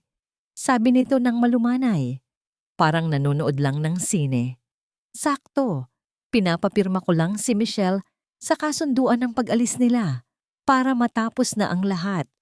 Tumingin si Michelle kay Anthony. Ang mga mata nito ay puno ng takot at pagkalito. Huminga ng malalim si Anthony at humakbang papasok. Ang bawat hakbang ay mabigat. Ang bawat hakbang ay puno ng kapangyarihan. "Oo, Isabella," sabi ni Anthony, itinaas ang hawak na diary at laptop. "Tatapusin na natin to, ngayon din." Hindi alam ni Michelle kung saan siya titingin. Sa kaliwa, nakatayo si Isabella na may ngiting matagumpay, hawak ang mga dokumento na parang sandata. Sa kanan, si Anthony, humahangos, hawak ang isang lumang kwaderno at laptop. Ang mukha ay puno ng galit at determinasyon. At sa gitna, siya at ang kanyang 3 anak, nayayanig sa takot. Tatapusin na natin to, ulit ni Anthony. Humarap ito kay Michelle. Michelle, makinig ka. Ang email na natanggap mo, hindi sa akin galing yon. Galing sa kanya. Tinuro nito si Isabela. Na-trace ko ang IP address sa hotel niya. Pineke niya ang lahat para magalit ka sa akin. Tumawa ng mahina si Isabela. Anthony, please. Desperado ka na ba talaga? Pati ako idadamay mo sa kasinungalingan mo? Hindi ako nagsisinungaling. Sigaw ni Anthony. Binuksan niya ang lumang kwaderno. Ito ang diary ni Lolo Ricardo. Nandito ang totoo, Michelle. 6 na taon na ang nakakaraan. Hindi ako ang nagtaboy sa'yo. Natigilan si Michelle. Ang pagbanggit sa nakaraan ay nagpatigil sa paghinga niya. Si Isabela, patuloy ni Anthony, ang boses ay nanginginig sa emosyon. Siya ang lumapit sa'yo. Siya ang nanakot sa'yo. At buong akala ko kinuha mo ang pera at iniwan mo ako. Pero sinulat ni Lolo, sinulat niya na tinanggihan mo ang pera. Tumingin si Anthony sa kanya. Ang mga mata ay namumula. Bakit hindi mo sinabi sa akin na tinakot ka niya? Bakit hinayaan mong isipin ko na pera lang ang habol mo? Naramdaman ni Michelle ang pagtulo ng luha sa kanyang pisngi. Ang sakit ng 6 na taon ay biglang bumalik. Dahil akala ko utos mo yon. Higbi ni Michelle. Sabi niya, galing sa iyo ang utos. Sabi niya, ayaw mo sa amin. Hindi. Mahinang sambit ni Anthony. Hindi ko gagawin yon. Sa isang saglit, parang gumuho ang pader sa pagitan nila. Nakita ni Michelle ang katotohanan sa mga mata ni Anthony. Ang pagsisisi, ang pagmamahal na pilit nitong tinatago. Baka nagsasabi siya ng totoo. Bravo! Pumalakpak si Isabela. Ang tunog ay matalim sa tahimik na kwarto. Ang galing! Pwede ka nang manalo ng Best Actor, Anthony. Naglakad si Isabela palapit sa mesa at inilapag ang isang maliit na voice recorder. Gusto mo ng katotohanan, Michelle? Tanong ni Isabela. Ito ang katotohanan. Recorded conversation namin ni Anthony bago ako pumunta dito sa rancho. Huwag kang maniwala sa kanya, sigaw ni Anthony. Akmang aagawin niya ang recorder pero hinarangan siya ni Michelle. Kailangan niyang marinig ito. Pinindot ni Isabela ang play. Ang boses ni Anthony ay umalingaw-ngaw sa kwarto. Malinaw. Pamilyar. Kailangan ko ang pirma niya, Isabela. Yun lang ang mahalaga. Natigilan si Michelle. Ang rancho? Walang kwenta yan kumpara sa kumpanya. Ibebenta ko rin yan pagkatapos. At ang huling linya, na parang punyal sa puso ni Michelle. Gagawin ko ang lahat. Magpapanggap ako kung kailangan. Aakitin ko siya. Basta makuha ko ang mana ko. Tapos na kami. Click! Namatay ang recorder. Katahimikan. Parang binuhusan ng malamig na tubig si Michelle. Ang konting pag-asa na nabuo kanina ay naging abo. Edited yan! Sigaw ni Anthony. Pinutol-putol niya yan, Michelle, maniwala ka sa akin. Tumingin si Michelle kay Anthony. Sa pagkakataong ito, wala na siyang makitang katotohanan. Ang naririnig na lang niya ay ang boses sa recorder. Magpapanggap ako. Aakitin ko siya. Tapos na kami. Pagod na siya. Pagod na siyang magtiwala at masaktan. Tumayo si Michelle. Ang kanyang katawan ay nanginginig, hindi sa takot, kundi sa matinding puot. Lumayas kayo, bulong niya. Michelle, pakinggan mo ako. Lumayas kayo, sigaw ni Michelle. Ang boses niya ay basag na basag. Niyakap niya ang kanyang mga anak na umiiyak na rin. Umalis kayo sa pamamahay ko. Pareho kayong demonyo. Ayoko na kayong makita, kahit kailan. Nakita ni Michelle ang pagkadurog sa mukha ni Anthony. Ang pagbagsak ng balikat nito. Alam nito na kahit anong paliwanag ngayon, sarado na ang isip ni Michelle. Ngumiti si Isabela. Kinuha ang kanyang bag at naglakad palabas. Tara na, Anthony. Wala ka nang mapapala sa babaeng yan.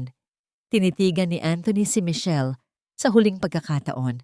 Mahal kita, Michelle, at mahal ko ang mga bata. Yan ang totoo. Umalis ka na. Malamig na sagot ni Michelle. Hindi siya tumingin. Narinig niya ang mabibigat na yabag ni Anthony palabas ng pinto. Narinig niya ang pag-start ng makina ng truck. Nang makaalis ang mga sasakyan, napaupo si Michelle sa sahig. Niyakap niya sina Leo at Leah, humagulgol siya. Ang sakit. Sobrang sakit. Pero teka, bilang niya ang mga anak niya. Leo! Leah! Nasaan si Luke? Napalingon si Michelle sa nakabukas na pinto. Wala si Luke. Mabilis siyang tumayo at tumakbo palabas. Luke! Sa labas, sa may gate, nakita niya ang papalayong truck ni Anthony. At sa gitna ng maalikabok na daan, nakatayo ang maliit na figura ni Luke, kumakaway habang umiiyak. Huminto ang truck. Nakita ni Michelle na bumaba si Anthony. Hindi ito lumapit pabalik. Nakatayo lang ito sa tabi ng pinto ng driver, nakatingin sa bata. Tumakbo si Luke, hindi papunta kay Anthony, kundi hanggang sa may bakod lang. May inilabas ito mula sa bulsa. Isang bato. Inihagis ni Luke ang bato papunta sa direksyon ni Anthony. Hindi ito umabot. Gumulong lang ito sa lupa sa kalayuan. Daddy! Sigaw ni Luke. Ang boses ng bata ay puno ng hinagpis. Huwag kang umalis. Daddy! Nanigas si Michelle sa kinatatayuan niya. Daddy! Nakita niyang napahawak si Anthony sa kanyang mukha. Nakita niya ang pagyugyog ng balikat nito. Umiiyak ito. Pero hindi lumapit si Anthony. Alam nitong lalo lang magkakagulo. Sumakay ito ulit sa truck at sa pagkakataong ito, mabilis na pinaharurot palayo. Iniiwan ng kanyang puso ang kanyang anak at ang babaeng mahal niya sa alikabok ng Montana. Nilapitan ni Michelle si Luke at niyakap ito ng mahigpit.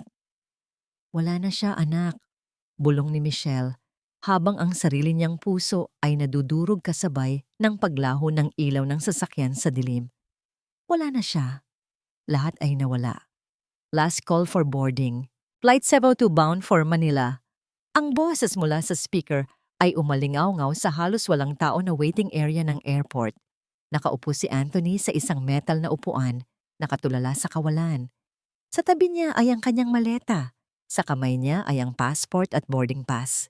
Ito na yon. Tapos na. Babalik siya sa Manila. Babalik siya sa kanyang penthouse, sa kanyang opisina, sa kanyang mundo kung saan siya ang hari. Siguro, makakahanap siya ng paraan para bawiin ang kumpanya sa ibang legal na paraan. Siya si Anthony Scott. Hindi siya nawawalan ng plano. Pero bakit parang wala siyang nararamdaman kundi bigat? Ibinulsa niya ang kanyang passport. Sa paggawa niya nito, naramdaman ng kanyang mga daliri ang mga malalamig at magagaspang na bagay sa loob ng kanyang bulsa, ang mga bato. Dahan-dahan niyang inilabas ang mga ito. 3 piraso ng ordinaryong bato. Isa galing kay Leah noong nadapa ito. Isa galing kay Leo noong tinuruan niya itong magayos ng bakod. At ang huli, ang batong inihagis ni Luke kanina habang umiiyak at tinatawag siyang Daddy. Daddy. Tinitigan ni Anthony ang mga bato. Mas mabigat pa ang mga ito kaysa sa anumang ginto o diamante na nahawakan niya. Pumikit siya at nakita niya ang mukha ni Michelle. Ang sakit sa mga mata nito. Ang galit. At sa likod ng galit na yon, ang takot na mawalan ng tahanan. Biglang naging malinaw ang lahat. Ang pera, ang kumpanya, ang kapangyarihan. Walang kwenta ang mga yon kung ang kapalit ay ang pagluha ng kanyang anak. Walang kwenta ang maging CEO kung isa naman siyang duwag na ama. Tumayo si Anthony. Mabilis, desidido. Kinuha niya ang kanyang cellphone at tinawagan si attorney ni Felipe. Anthony, sagot ng abogado, halatang nagulat. Nasa eroplano ka na ba? Felipe, makinig ka. Mabilis na sabi ni Anthony habang naglalakad pabalik sa exit ng airport. Gusto kong baguhin ang kasunduan, ngayon din. Anong ibig mong sabihin? Huli na ang lahat, Anthony. Kung aalis ka, mawawala ang mana. Wala akong pakialam sa mana, sigaw ni Anthony na ikinalingon ng ilang gwardya. Huminga siya ng malalim at pinahinahon ang boses. Ibigay mo sa charity ang pera. Ibigay mo sa board ang stocks. Ibigay mo na ang lahat. Anthony, sigurado ka ba dyan? Bilyon ang pinag-uusapan natin. Pero ang rancho. Huminto si Anthony sandali. Pinipigilan ng emosyon. Siguraduhin mong mapupunta ang titulo ng rancho kay Michelle at sa mga bata. I-transfer mo sa pangalan nila. Ngayon din, wala silang dapat bayaran. Wala silang dapat alalahanin. Natahimik ang kabilang linya. Pagkatapos ng ilang sandali, narinig niya ang boses ni Attorney Felipe na may halong paghanga. Masusunod, Sir Anthony. Masusunod. Binaba ni Anthony ang telepono. Wala na siyang pera. Wala na siyang kumpanya. Pero sa unang pagkakataon, naramdaman niyang siya ang pinakamayamang tao sa mundo. Malaya na siya. Tumakbo siya papunta sa car rental booth. Kailangan ko ng sasakyan. Yung pinakamabilis. Habang pinapatakbo niya ang sasakyan pabalik sa rancho, isa lang ang nasa isip niya. Si Isabela. Hindi titigil ang babaeng iyon hanggat hindi nito nadudurog si Michelle. Alam niyang nandoon pa ito. Mabilis ang pagmamaneho ni Anthony. Ang bawat kilometro ay parang isang taon. Ang bawat minuto ay mahalaga. Nang marating niya ang gate ng rancho, nakabukas ito. Nakita niya ang itim na SUV ni Isabela na nakaparada pa rin sa tapat ng bahay. Hindi na siya nagabalang pumarada ng maayos. Iniwan niya ang sasakyan sa gitna ng daan at tumakbo papunta sa bahay. Narinig niya ang boses ni Isabela mula sa loob. Mataas, matinis. Pirmahan mo na ito, Michelle. Ito lang ang paraan para hindi kayo kaladkarin ng mga pulis palabas. Binenta na ni Anthony ang lupa. Hindi totoo yan, sagot ni Michelle. Umiiyak. Totoo yan. Umalis na siya, di ba? Iniwan na kayo. Wala na siyang pakialam sa inyo. Binuksan ni Anthony ang pinto ng malakas. Ang kalabog ay nagpatigil sa lahat. Nasa sala sila. Si Michelle, nakaupo sa sahig, yakap ang mga bata, hawak ang isang bulpen na pilit. Isinisaksak ni Isabela sa kamay niya. Si Isabela nakatayo. Mukhang demonyo sa kanyang designer dress. Lumingon silang lahat sa kanya. Nanlaki ang mga mata ni Isabela. Anthony, anong... Akala ko nakaalis ka na. Hingal na hingal si Anthony. Tumingin siya kay Michelle. Ang mga mata nito ay puno ng gulat. At pag-asa? Naglakad si Anthony papasok, diretso kay Isabela. Ang kanyang presensya ay punong-puno ng awtoridad na hindi galing sa pera, kundi sa pagiging isang ama at asawa. Bitawan mo siya, utos ni Anthony.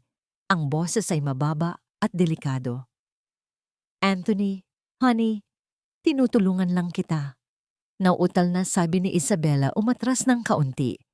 Pinapapirma ko siya ng waiver para makuha mo na ang wala na akong kukunin. Putol ni Anthony.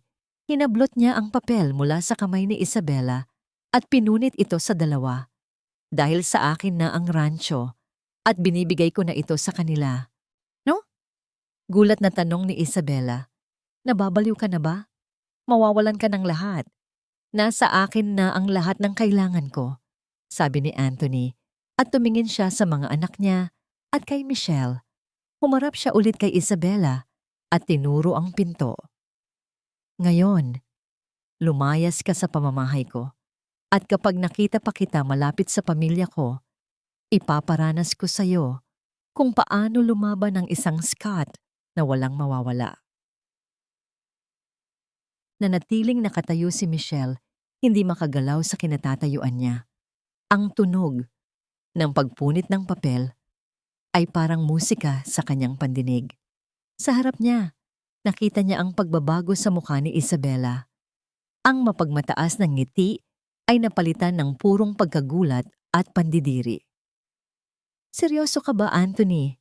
Sigaw ni Isabela, ang boses ay matinis na parang kuko sa pisara. Tatalikuran mo ang bilyon-bilyong piso para sa dumi na to? Para sa babaeng yan na walang ibang ginawa kundi ipagtabuyan ka?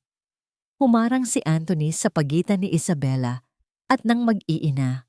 Ang likod niya ay parang pader na hindi matitinag. Ang dumi na to, sagot ni Anthony nang mahinahon pero may diin, ay ang tahanan ng mga anak ko at ang babaeng yan. Siya ang tanging tao na nagsabi sa akin ng totoo, kahit masakit. Umiling si Isabela. Tila hindi maproseso ng utak niya ang konsepto ng pagsasakripisyo. Baliw ka na. Isa kang malaking tanga, Anthony Scott. Wala kang matitira. Maghihirap ka. Siguro, sagot ni Anthony. Pero mas gugustuhin kong maghirap kasama sila, kaysa yung maman kasama ka. Tinuro ni Anthony ang nakabukas na pinto. Labas. Pumadyak si Isabela sa inis.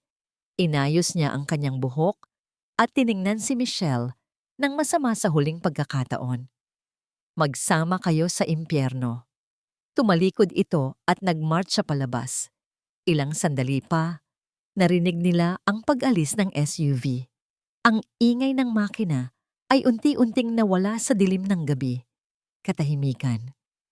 Dahan-dahang humarap si Anthony sa kanila. Iba na ang itsura niya.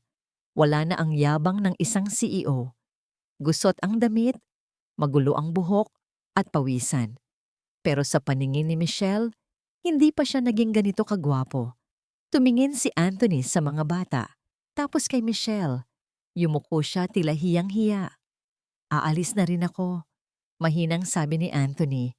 Huwag kayong mag-alala. Tinawagan ko na si Felipe. Ipoproseso na niya ang titulo ng lupa.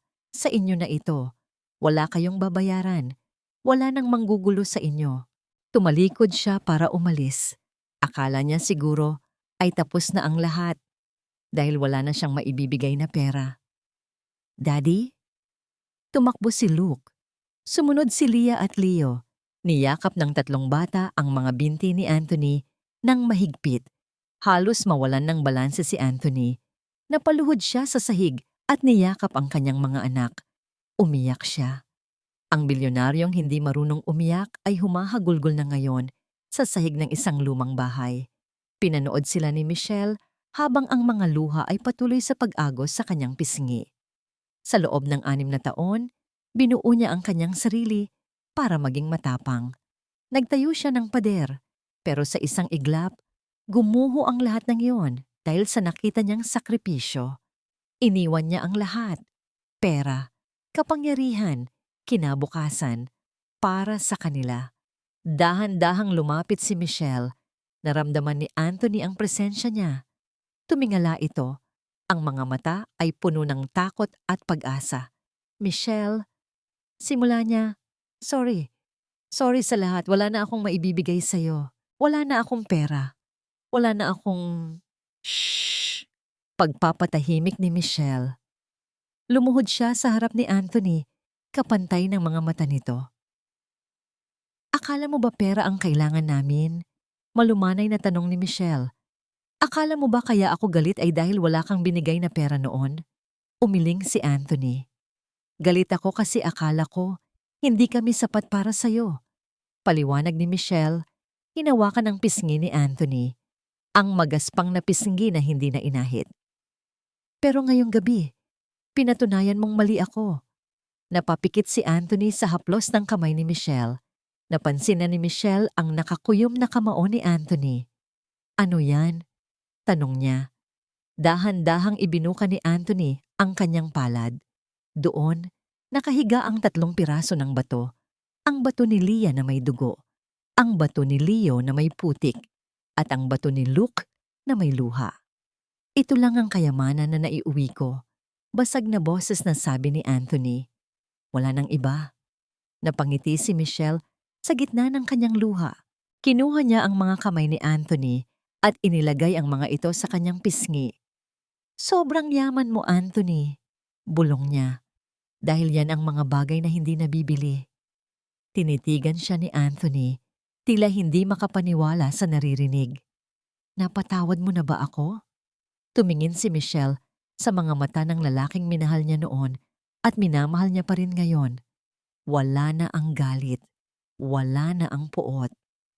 "Paano kita hindi mapapatawad?" sabi ni Michelle. "Kung ikaw mismo handang mawala ang lahat para lang iligtas kami." Niyakap niya si Anthony, sumama ang mga bata sa yakap. Isang pamilya, buo at nagmamahalan sa gitna ng isang simpleng sala. Humiwalay ng kaunti si Michelle at pinunasan ng luha ni Anthony. "Saan ka pupunta ngayon?" tanong niya. "Wala ka nang matitirhan, wala ka ng trabaho." Napakamot ng ulo si Anthony. Tumawa ng mahina. "Oo nga, baka pwede akong mag-apply dito.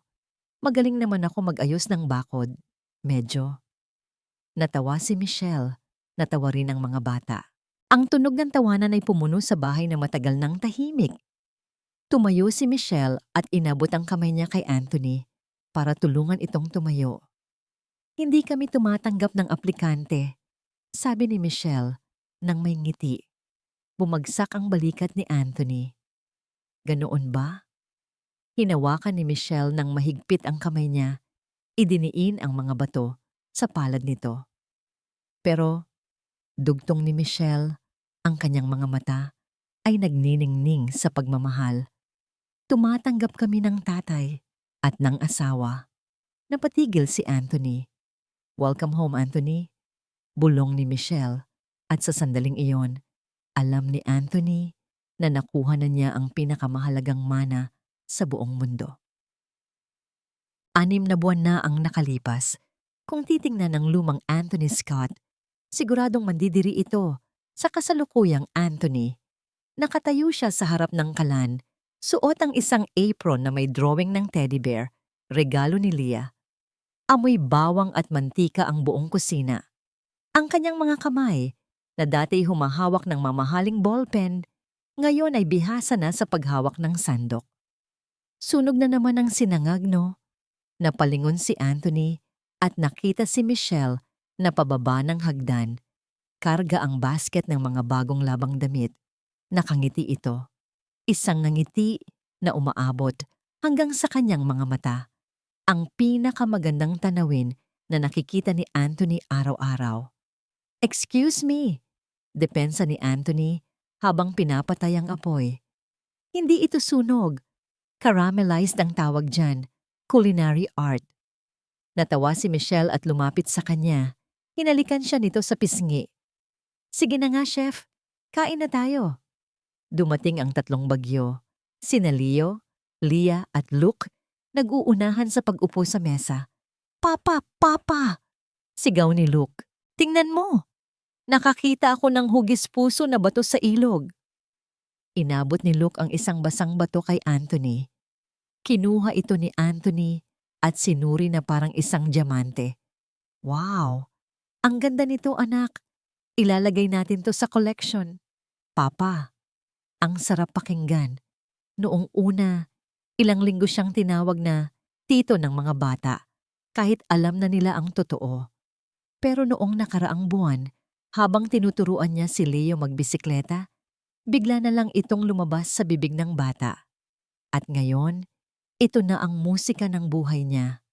Pagkatapos ng almusal, lumabas sila sa beranda. Ang rancho ay buhay na buhay. Ang mga bakod ay maayos at pinturado na. Ang mga kabayo ay malulusog.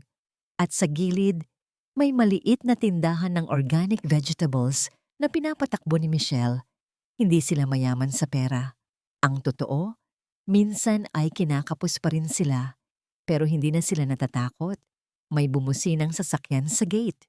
Pamilyar na pamilyar ang kotse. Bumaba si Attorney Felipe. Mas matanda na ang itsura nito, pero may ngiti sa mga labi. Sinalubong siya ni Anthony at Michelle. "Napadaan ka, Felipe?" Bati ni Anthony, kinamayan ng matandang abogado. "Wala na akong maibibigay na stock sa'yo." Tumawa si Attorney Felipe. "Hindi ako nandito para sa negosyo, Anthony. Nandito ako para ibigay mo ito." Inabot niya ang isang makapal na sobre. Binuksan ito ni Anthony. Sa loob ay ang orihinal na titulo ng lupa. Nakapangalan na kay Michelle at sa 3 bata. At sa ilalim nito, may isa pang dokumento. Isang sulat mula sa Charity Foundation na nakatanggap ng bilyon-bilyong piso ni Anthony. Binasa ko ang sulat, sabi ni Felipe. Dahil sa donasyon mo, 3 bagong ospital at 5 eskwelahan ang naipagawa sa probinsya. Libo-libong bata ang nakapag-aral. Tumingin si Anthony sa sulat. Wala siyang naramdamang panghihinayang. At meron pa, dagdag ni Felipe. May inilabas siyang isang maliit na kahoy na kahon. Ito ay galing sa safe ng lolo mo. Sabi niya, ibigay ko lang daw ito sa'yo kapag masaya ka na. Kinuha ni Anthony ang kahon. Binuksan niya ito. Sa loob ay walang pera o alahas. Ang laman nito ay isang lumang litrato. Litrato ni Lolo Ricardo noong bata pa siya. Karga-karga ang isang sanggol, ang tatay ni Anthony. At sa likod ng litrato, may nakasulat na dedication. Ang pinakamagandang negosyo ay ang pagmamahal. Napangiti si Anthony. Tama ka, Lolo. Tama ka. Nang makaalis si Atorino Felipe, naiwan sina Anthony at Michelle sa beranda. Pinapanood ang paglubog ng araw sa Montana. Ang langit ay kulay kahel at lila. Hinawakan ni Michelle ang kamay ni Anthony. May ibibigay din ako sa'yo, sabi ni Michelle. Dumukot siya sa bulsa at inilabas ang isang papel. Gusot-gusot ito.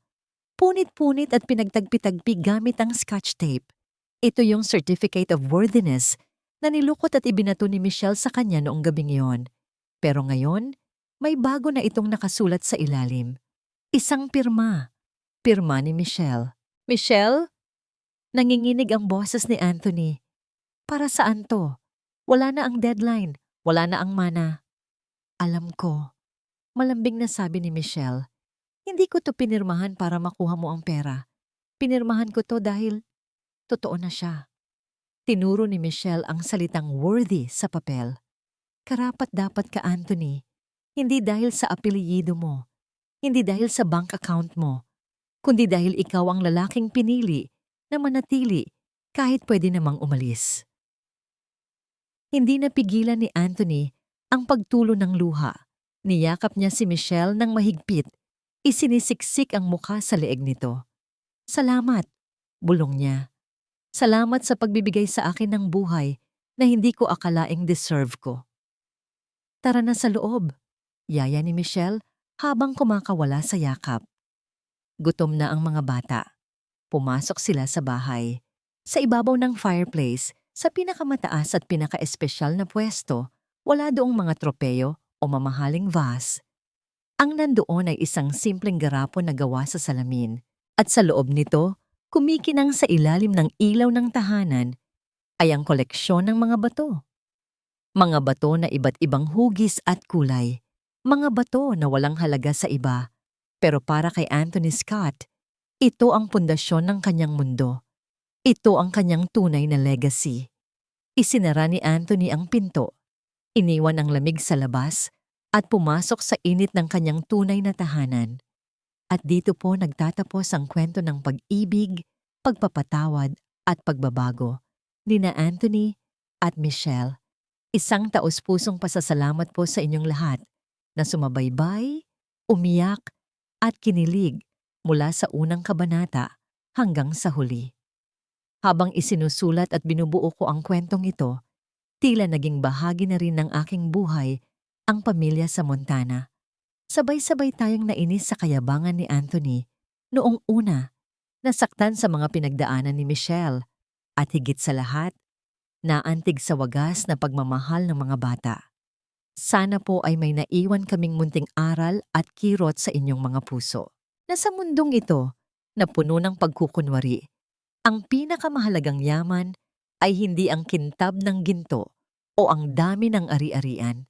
Ang tunay na yaman ay ang init ng yakap ng pamilya, ang katapatan, at ang oras na inilalaan natin sa ating mga mahal sa buhay. Ipinaalala sa atin ni na Anthony at Michelle na hindi nasusukat ang pagkalalaki sa tigas ng puso, kundi sa tapang na aminin ang pagkakamali, magbaba ng pride at magbago para sa kapakanan ng pamilya.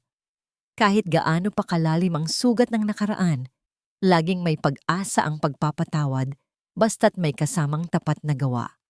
Kayo po, ano ang naramdaman ninyo sa kanilang pagtatapos? Napaiyak ba kayo o napangiti? Huwag po kayong mahiyang ibahagi ang inyong mga saloobin sa comment section dahil masaya po akong binabasa ang bawat kwento at reaksyon ninyo. Ang inyong mga komento ang nagbibigay lakas sa akin para patuloy na lumikha. Hanggang sa muli nating pagkikita sa susunod na kwento ng pag-ibig at buhay. Mag-ingat po kayo palagi at huwag kalimutang magmahal.